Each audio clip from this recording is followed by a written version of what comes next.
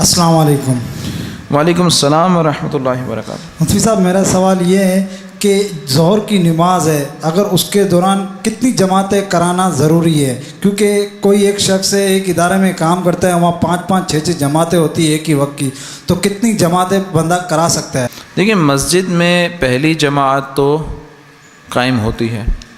اگر کچھ لوگ ایسے ہیں کہ جو جماعت میں حاضر نہیں ہو سکے، وہ جماعت ثانی کرواتے ہیں، جبکہ مسجد کے اندر پابندی نہ ہو جماعت ثانیہ کروانے میں، کیونکہ بعض حکمتیں ایسی ہوتی ہیں کہ جس کی وجہ سے جماعت ثانیہ پر پابندی لگائی جاتی ہے بعض مساجد میں۔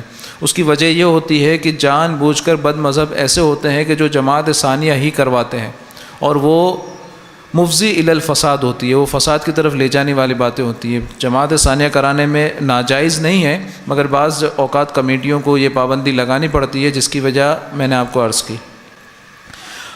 دفاتر وغیرہ میں جو اداروں میں جو مصلے ہوتے ہیں وہ مسجد نہیں ہوتے۔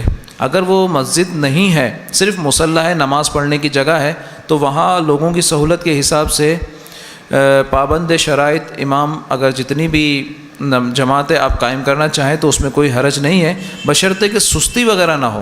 اگر سستی وغیرہ کی وجہ سے جماعت اولیٰ چھوڑ کر جماعت ثانیہ قائم کی جاتی ہے مسجد کے اندر یا مصلوں کے اندر، لوگوں کو فائدہ دینے کے لیے کہ خیر الناس من ینفع الناس، تم میں بہتر وہ ہے، لوگوں میں بہتر وہ جو ہے جو لوگوں کو فائدہ دے، اگر لوگوں کو فائدہ پہنچانے کے لیے اگر دیگر جماعتیں قائم کی جاتی ہے تو اس میں کوئی حرج نہیں ہے۔